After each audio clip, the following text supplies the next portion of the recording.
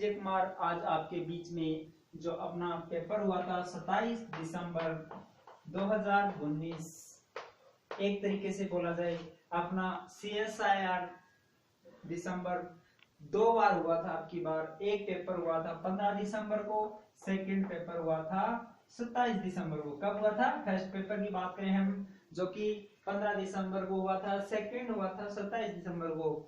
First paper के लगभग questions के सॉल्यूशंस आपको मिल गए होंगे हैं यूट्यूब चैनल से। अब मैं आपके बीच में लेके आया हूँ 27 दिसंबर को जो पेपर हुआ था उसके क्वेश्चंस का सॉल्यूशन आज आपके बीच में हम सोल्व कराने जा रहे हैं। तो मैं बात कर रहा हूँ 27 दिसंबर को जो पेपर हुआ था उसका जो पार्ट बी था, कौन सा? पार्ट बी, जिसमें फिजिकल्स के क्वेश्चंस आज हम इस अपने YouTube चैनल्स पे सोल्व करेंगे। ठीक है, कौन से क्वेश्चन सोल्व करेंगे?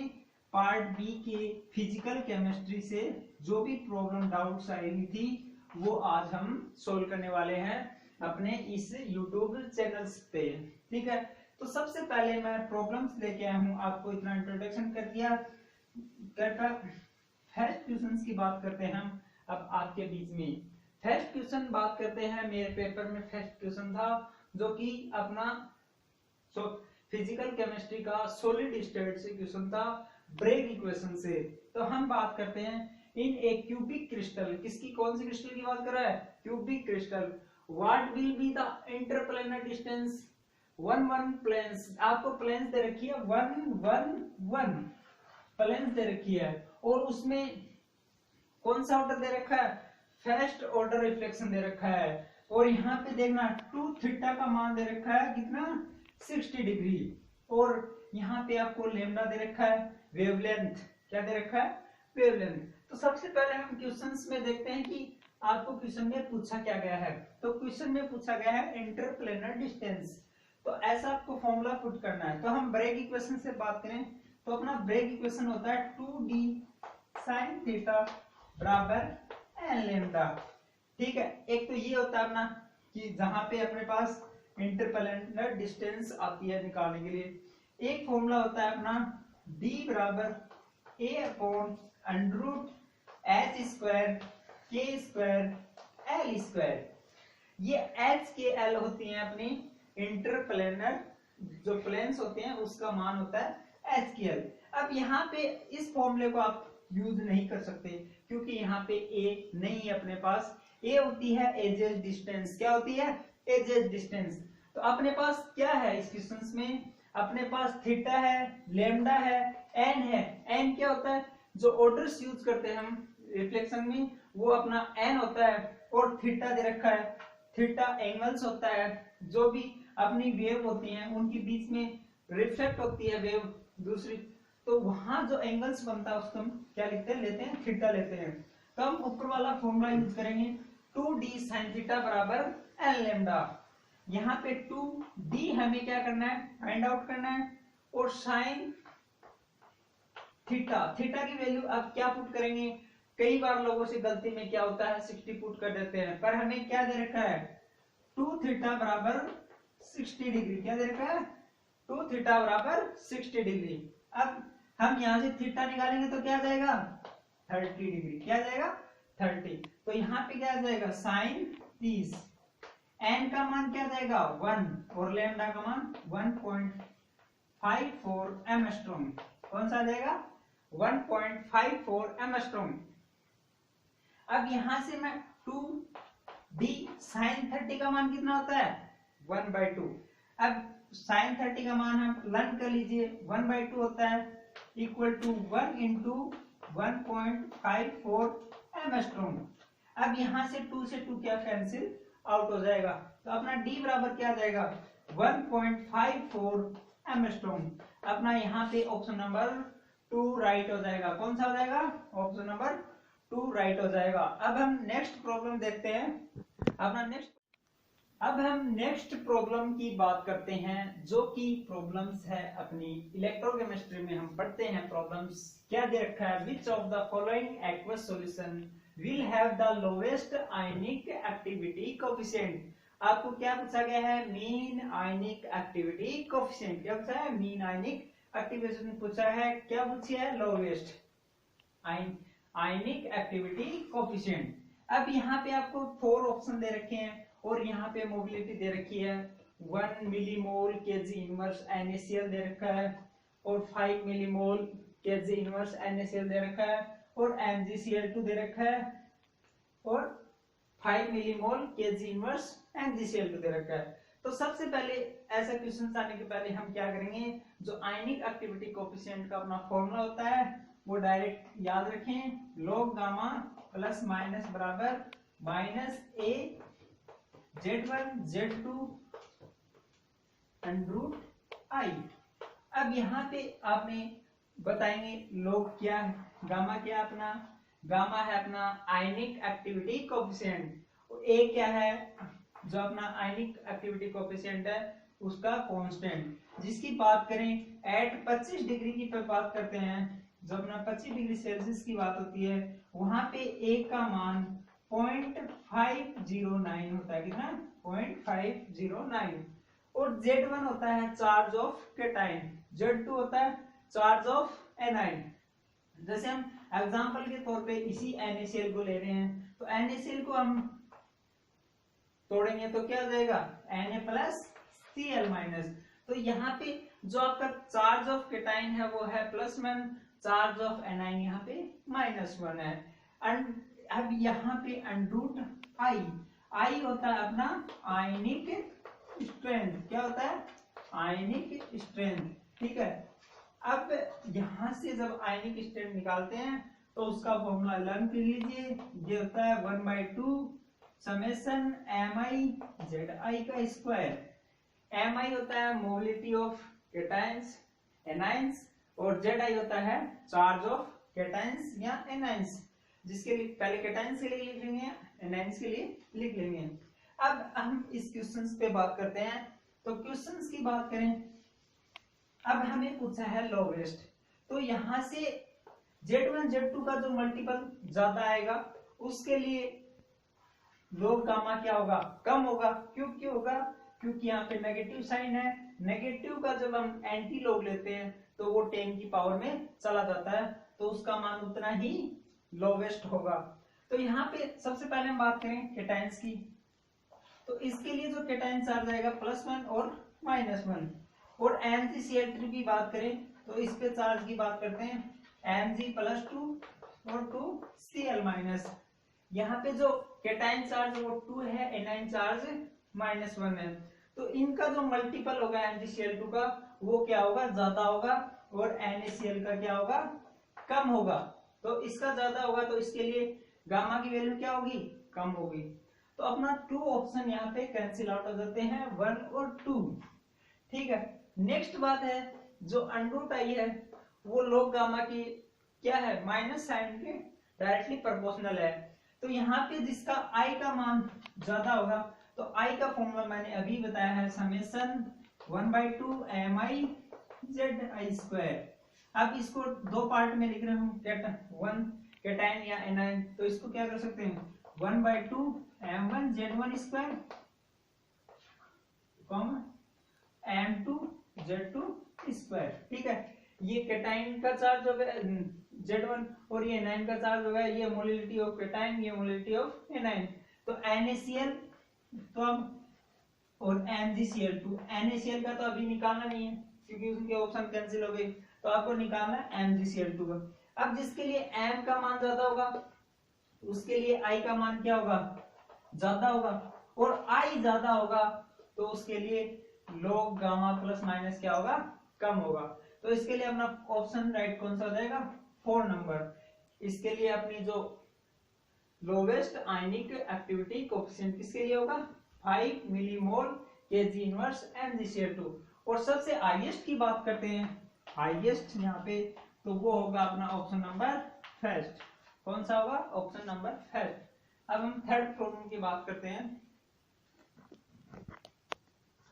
प्रॉब्लम नंबर थर्ड की बात करते हैं जो कि अपना पार्ट्स बी में था, 2 मार्क्स में था, उसकी बात करते हैं। The ratio of adsorption and desorption rate constant of gas metal on surface is, आपको दे रखा है 0.2 kilo pascal inverse, at 25 degree, कितने पे दे रखा है 25 डिग्री सेल्सियस पे। Assuming the Langmuir adsorption isotherm, ये आपको एज्यूम करना है। अब types isotherm of the pressure at which 50% surface coverage, क्या दे रखा है सरफेस कवरेज दे रखा है। और आपको क्या पूछा गया है, यहाँ पे प्रेशर पूछा गया है। तो आप डायरेक्ट फॉर्मूला है वो याद कर सकते हैं। जब मोनोएटॉमिक होता है अपना तो वहां पे हम थीटा बराबर यूज करते हैं Kp अपॉन 1 प्लस Kp, और direct formula 1/n Kp 1/n 1 plus Kp 1/1 होता है। मोनोएटॉमिक के लिए 1 ले लेते हैं, डायटोमिक के लिए 2 ले लेते हैं, ट्राइटोमिक के लिए 3 लेते हैं। तो मोनोएटॉमिक के लिए डायरेक्ट है थीटा बराबर Kp अपॉन 1 प्लस Kp। तो यहाँ से आप P का मान निकालेंगे सोल्व करके, P का मान तो डायरेक्ट अपना फॉर्मूला हो जाएगा थीटा P बराबर theta upon K1 minus theta. ठीक है, थीटा है सरफेस कवरेज, जितना आपको कितना बोला गया है 50%। परसेंट को हटाएंगे तो क्या करेंगे 100 का डिवाइड करेंगे तो अपना क्या आ जाएगा 0.50, ये अपना थीटा आ गया। और K का मान जो एडजॉर्प्शन और डिसॉर्प्शन रेट कांस्टेंट है उसको बोलते हैं K बोलते हैं। K होता है अपना क्या ratio of the adsorption and K adsorption बटे K डिसॉर्प्शन। ठीक है, उसको हम K बोलते हैं। वो दे रखा आपको 0.2 किलो पास्कल इनवर्स। ठीक है, तो आपको डायरेक्ट क्या निकालना है P निकालना है। तो P बराबर क्या आ जाएगा 0.50 upon 0.2 kilo pascal inverse 1 minus 0.50। ठीक है, अब इसको करेंगे तो 0.50 अपॉन 0.202 किलो पास्कल इनवर्स। ठीक है, और ये कितना बच जाएगा अपना 0.50। अब ये ऊपर कैंसिल आउट हो जाएगा, इसको 10/2 तो सोल्व करेंगे तो क्या आ जाएगा अपना 5 किलो पास्कल, क्या आ जाएगा 5 kilo pascal. Option number first right. हम नेक्स्ट प्रॉब्लम की बात करते हैं, प्रॉब्लम्स देखते हैं। नेक्स्ट प्रॉब्लम की बात करें हम तो जो अपना केमिकल काइनेटिक्स से था, जिसमें पूछा गया था if the unit of rate constant दे रखा था आपको, उसकी यूनिट दे रखी थी m की पावर 1/2 माइनस s की पावर -1 और the order of reaction would be, कौन सा ऑर्डर होगा। तो m होता है अपना कंसंट्रेशन की जो यूनिट होती है उसको हम n लिखते हैं कैपिटल M। इसका मतलब होता है मोल पर लीटर, और लीटर बराबर होता है डेसीमीटर की क्यूब। आपको बता देता हूँ बेसिक बात, लर्न करना नेक्स्ट कोई भी प्रॉब्लम्स है। अब यहाँ पे आपको दे रखा है मोल्स पर लीटर। अब जो अपना यूनिट होता है L/m, फॉर्मूला याद कर लीजिए n-1 सेकेंड -1, ये अपना रेट कांस्टेंट होता है अपना कौन सा रेट कांस्टेंट, उसका यूनिट होता है निकालने के लिए ऑर्डर का L/m n-1 सेकेंड इनवर्स। अब यहाँ पे आपको क्या दे रखा है -½ दे रखा है, और वो दे रखा है मोल, m का मतलब क्या हुआ मोल पर लीटर में। तो आपको उल्टा दे रखा है तो इस फॉर्मूले को आप उल्टा कर लीजिए m/L 1 - n सेकेंड इनवर्स। अब m/L वहां पे दे रखा है, उसका मतलब दे रखा है आपको m/L को क्या लिख सकते हैं मोल। इसको मैं मोल लिख रहा हूं, ये देख लेना मोल बटे लीटर। मोल बटे लीटर को क्या करते हैं कैपिटल M लिखते हैं, और वहां पे कैपिटल M की पावर 1/n सेकेंड इनवर्स। तो 1/n का मतलब दे रखा आपको -½ और इक्वल करेंगे m का, तो n का मान यहाँ पे आ जाएगा 1 + ½ यानी मतलब 3/2। 3/2 को सोल्व करेंगे तो अपना क्या आ जाएगा 1.5। तो ऑप्शन नंबर अपना 2 इज राइट।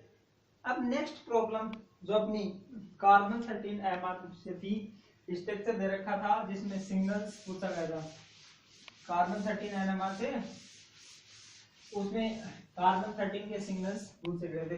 स्ट्रक्चर बना देता हूं मैं आपके सामने। ये वाली ऐसे स्ट्रक्चर थी अपने पास, और उसमें क्या पूछा गया था सिग्नल्स पूछे गए थे कार्बन 13 के सिग्नल्स की बात। ये ऐसे स्ट्रक्चर दे रखी थी और इसमें पूछे थे कार्बन 13 NMR सिग्नल्स, ठीक है, सिग्नल्स यहाँ पे पूछे गए थे, ठीक है, इस क्वेश्चन में। तो सिग्नल की बात करता हूं तो मैं कार्बन पे डॉट लगा रहा हूं, जिस कार्बन पे ये वाला कार्बन, ये वाला कार्बन, ये वाला, ये जो 4 कार्बन है इनका सिग्नल 1 आएगा। अब मैं थोड़ा बता देता हूं सिग्नल्स निकालने का तरीका। आपको कार्बन देखना है और उनका इन्वायरमेंट देखना है, उससे अटैच कार्बन से एक कार्बन ले रहे हैं, उससे जो अटैच इन्वायरमेंट है उनके जुड़े हुए स्पीशीज वो सेम है, तो उसका सिग्नल्स क्या होगा, सेम होगा। तो इन 4 का जो इन्वायरमेंट है जुड़ने कार्बन से वो अपना क्या है, सेम है, तो इनका सिग्नल 1 हो गया सभी के लिए। और बाकी के बचे हुए रिमेनिंग कार्बन का जो इन्वायरमेंट है वो क्या है, सेम है, तो अपने पास इनका सिग्नल्स क्या होगा, 1 होगा। तो टोटल सिग्नल्स की बात करें तो 2 हो जाएगा, कितना, 213 CNMR सिग्नल्स होंगे। अब हम नेक्स्ट प्रॉब्लम देखते हैं, ठीक है, होती है अपना। तो वहां से क्वेश्चन क्या दे रखा था, activational energy of the biomolecular reaction. आपको एक्टिवेशनल एनर्जी दे रखी थी 104 kilojoule mole inverse at 300 kelvin temperature था, और पूछा था द एंथैल्पी, क्या, द एंथैल्पी ऑफ एक्टिवेशन, क्या पूछा था, द एंथैल्पी ऑफ एक्टिवेशन। तो इसके लिए आप नॉर्मली कौन सा यूज करेंगे, जो ट्रांजिशन स्टेट थ्योरी पढ़ते हैं उसमें एंथैल्पी और अपना एक्टिवेशन एनर्जी होता है वो रिलेशंस होता है। तो उसके लिए जो फॉर्मूला होता है वो होता है E बराबर होता है अपना डेल एच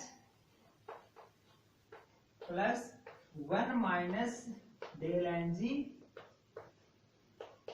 कोष्टक 1 RT, ये अपना फॉर्मूला होता है, ठीक है। अब इस फॉर्मूले को आप याद कर लीजिए, यूनिमोलिकुलर के लिए जो अपना डेल एन जी का मान है यूनि के लिए उसका मान 0 होता है, और बायो के लिए क्या होता है, -1 होता है। बायोमोलिकुलर के लिए क्या होता है, -1। डेल एन जी का मान क्या होगा बायो के लिए, -1। अब ये बात होती है कि डेल एन जी क्या है, तो डेल एन जी होता है reactant of moles of activated complex, moles of activated complex minus mole of reactant, activated complex and minus moles of reactant, moles of reactant, ये अपना डेल एन जी होता है, ठीक है। तो यहाँ पे अपना बायोमोलिकुलर के लिए फॉर्मूला क्या आ जाएगा, -1 होगा तो क्या हो जाएगा, -1, यहाँ माइनस के कारण क्या हो जाएगा, प्लस हो जाएगा। तो अपना फॉर्मूला बन जाएगा, क्या बन जाएगा, E बराबर डेल एच प्लस 2RT, ठीक है। हम डायरेक्ट ये फॉर्मूला भी बता सकते थे पर आपको बेसिक से फॉर्मूला बता दिया। अब इस फॉर्मूले को हम यूज करेंगे, क्या आ गया अपने पास, E बराबर डेल एच प्लस 2RT, ठीक है। अब यहां से निकालना क्या आपको, डेल एच, तो डेल एच बराबर क्या आ जाएगा, E माइनस 2RT, ठीक है। अब यहाँ पे वैल्यू पुट कर देता हूँ, एक्टिवेशन एनर्जी दे रखा है 104 किलोजूल मोल इनवर्स, ठीक है, -2 एट 0.314 किलोजूल जूल, ठीक है, जूल्स मोल इनवर्स, ठीक, जूल मोल इनवर्स केल्विन, ये यहाँ पे होता है यूनिट्स, और T का मान दे रखा है 300 K, ये आपको दे रखा है। अब यहां से आपके पास यूनिट बचेगी, वो बचेगी जूल्स, क्या बचेगी, जूल्स मोल इनवर्स, ठीक है, ये यूनिट बचेगी। और यहाँ पे अपने पास क्या है, किलो जूल, और आंसर में क्या पूछा गया है, किलो जूल। तो इस वाले जूल्स को किसमें बदलना आपको, किलो जूल में। तो उसके लिए क्या करेंगे, 1000 से डिवाइड कर देंगे, क्या कर देंगे, 1000 से डिवाइड कर देंगे।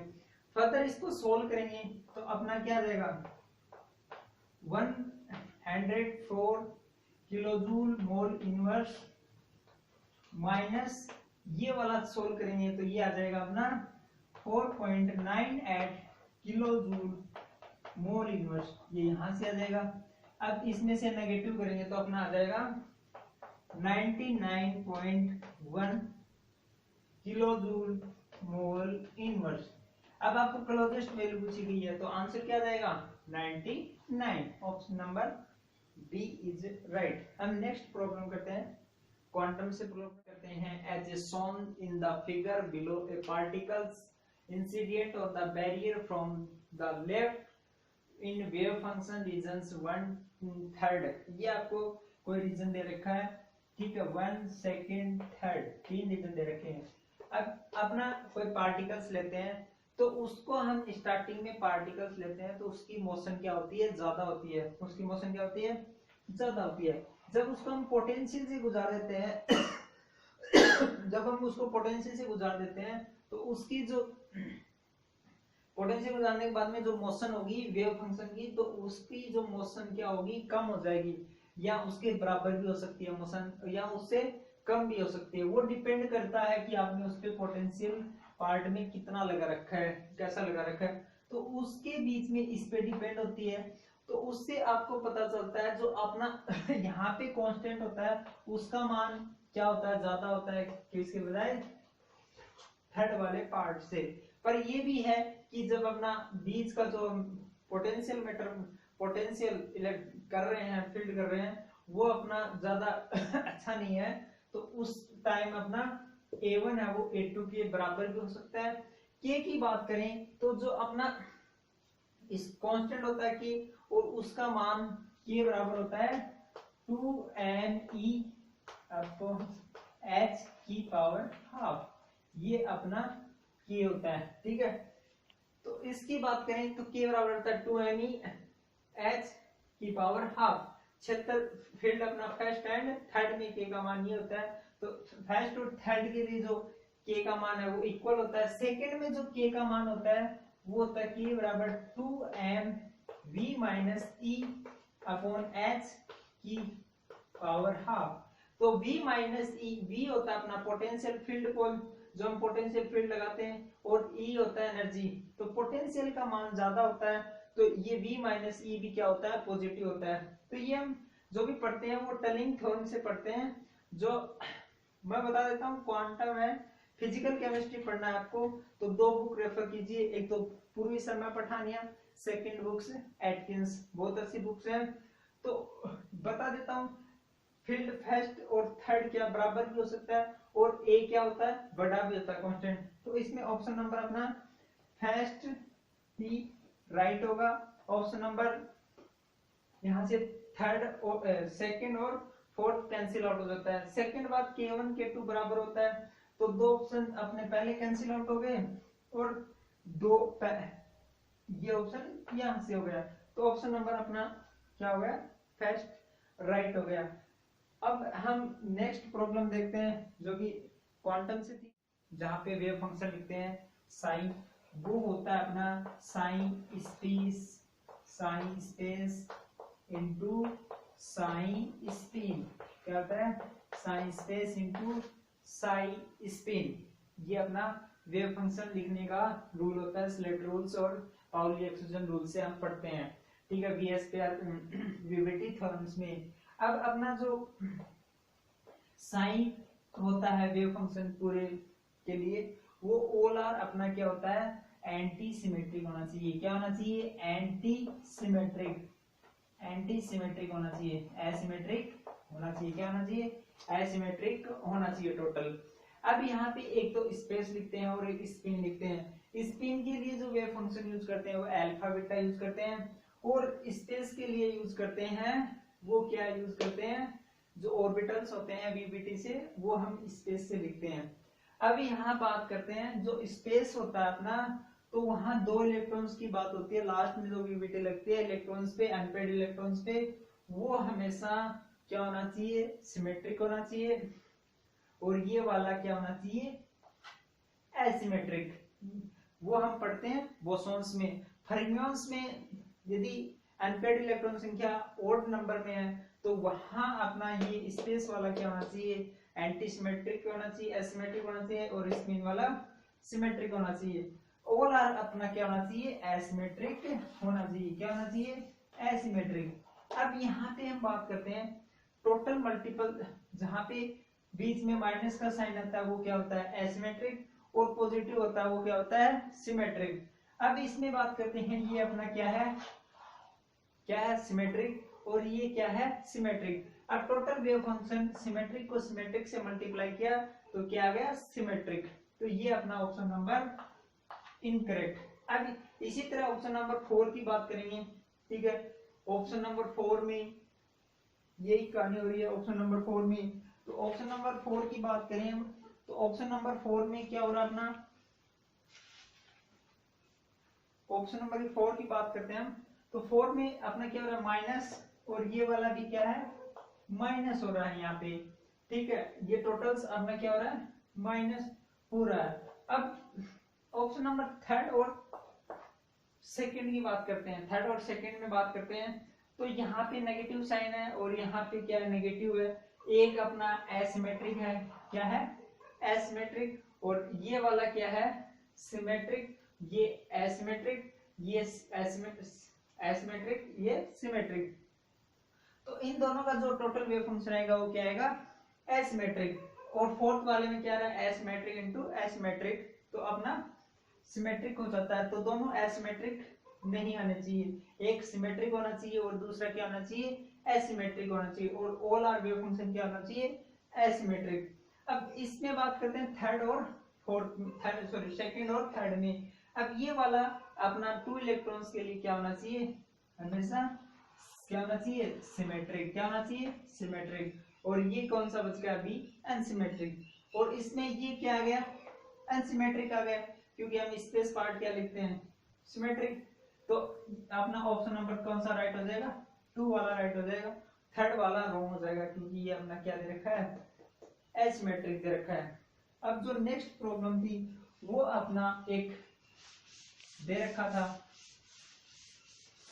C2 दे रखा था C2 और उसमें सॉरी H2O2 दे रखा था H2O2, और उसमें आपको क्या पूछा गया था पॉइंट ग्रुप पूछा गया था H2O2 में। अब ग्रुप थ्योरी में H2O2 की बात करें तो H2O2 की जो स्ट्रक्चर होती है H2O2 की वो बुक शेप होती है, कैसी होती है बुक शेप। अब बुक शेप का मैं एग्जांपल्स बता देता हूं आपको, बुक शेप कैसी होती है कि इस टाइप से अपनी बुक शेप होती है, इस टाइप से ओपन बुक बोलते हैं जिसमें, तो इसमें ओनली C2 ही प्रेजेंट होती है। कौन सी होती है C2, इसमें प्लेन्स नहीं होती है क्योंकि अब प्लेन्स डाल ही नहीं सकते, तो इसकी बुक स्ट्रक्चर होती है। तो इसमें ओनली क्या होता है C2 होता है सिमेट्रिक, और C2 सिमेट्री होने के कारण इसका जो पॉइंट ग्रुप होता है वो भी क्या होता है C2 होता है। अब जो ये डायरेक्ट हम H2O2 की बात करते हैं, ये स्ट्रक्चर पढ़ते हैं गोस लॉ में, गोस में, ठीक है कौन से में गोस में। अब एक यहाँ पे स्टैगर्ड और एक क्या होता है इक्लिप्स भी होता है, जिसको डायरेक्ट हम बेसिक बात करते हैं सिस H2O2 और ट्रांस H2O2। कौन सा होता है सिस और ट्रांस। अब जो सिस होता है उसमें पॉइंट ग्रुप होता है C2 भी निकाल लीजिए, और इसमें क्या होता है C2H। मैंने पहले बता दिया अपने इस YouTube चैनल्स पे पहले ग्रुप थ्योरी की आपको जो वीडियो वो अपलोड कर रखे हैं प्लेलिस्ट में। बाकी जो क्वेश्चंस नहीं आ रहा है वो मेरे को कमेंट में इनबॉक्स में डाल दें, उसका मैं सॉल्यूशन आपको वीडियो बनाकर अपलोड कर दिया जाएगा उसका। तो हम नेक्स्ट प्रॉब्लम देखते हैं, वो अपनी बची हुई है अपना रिलेटिव एरर से पूछा गया था, रिलेटिव एरर एनालिटिकल केमिस्ट्री में एरर पूछा गया था, वो मैंने प्रवेश वीडियो में करवा चुका एरर का, तो वो वहां से देखें। अब एक नेक्स्ट प्रॉब्लम है जो कि बची हुई है फोटो केमिस्ट्री से, वो अभी हम देखते हैं। Next problems photo chemistry problem है जो कि अपना बी पार्ट से आया हुआ था 2 नंबर में फिजिकल केमिस्ट्री की। Molecules in excited state x nanometre lambda max absorbance phosphorus fluorescence and phosphorus bands are observed x2 and x3 nanometer respectively in the most cases of the correct statement among the following। आपने जेवलेंस की diagram खूब पढ़ा होगा, जिसमें अपना क्या होता है स्टार्टिंग में लेवल्स होता है एनर्जी, आपने पढ़ते हैं यहाँ क्या होता है सिंगलेट वाला होता है, और ये क्या होता है अपना ट्रिपलेट स्टेट होती है। और जो स्टार्टिंग में एक्साइटेड स्टेट में जाता है S1 से ग्राउंड से, तो वहां हम जो पढ़ते हैं वो क्या होती है फर्स्ट एक्साइटेड एनर्जी, वो क्या है x नैनोमीटर दे रखी है आपको। ये क्या दे रखी है आपको वेवलेंथ दे रखी है, क्या दे रखी है वेवलेंथ। अब हम एनर्जी की बात करते हैं, ये अपना जो स्टेट्स में जाता है उसको हम एक्साइटेड स्टेट बोलते हैं। x1 की बात की है नैनोमीटर, और जो फर्स्ट से ग्राउंडेड स्टेट में आता है सिंगलेट में, तो वो क्या होता है अपना फ्लोरोसेंस होता है। क्या होता है फ्लोरोसेंस, जिसके लिए, और ये क्या होता है अपना ट्रिपलेट से ग्राउंडेड स्टेट में आता है सिंगलेट में, ये होता है अपना फॉस्फोरेंस। ये क्या होता है फॉस्फोरेंस, और ये क्या होता है फ्लोरोसेंस।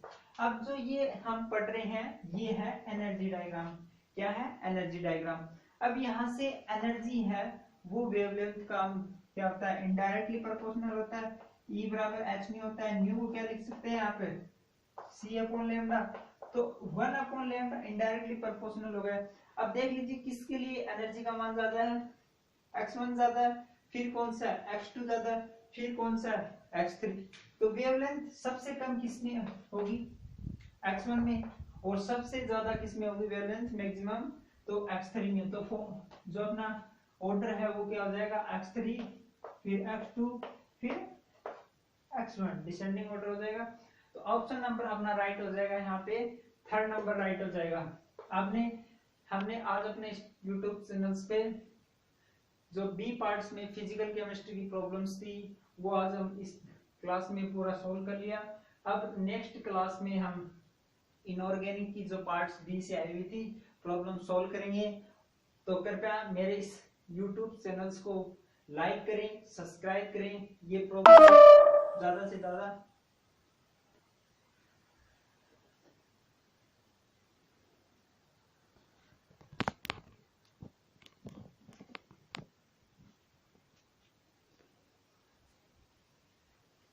ये प्रॉब्लम्स आपको मेरे द्वारा सॉल्व करवाई गई हैं, तो ज्यादा से ज्यादा लोगों को पहुंचाया जाए, तो इसके लिए शेयर एंड सब्सक्राइब करें।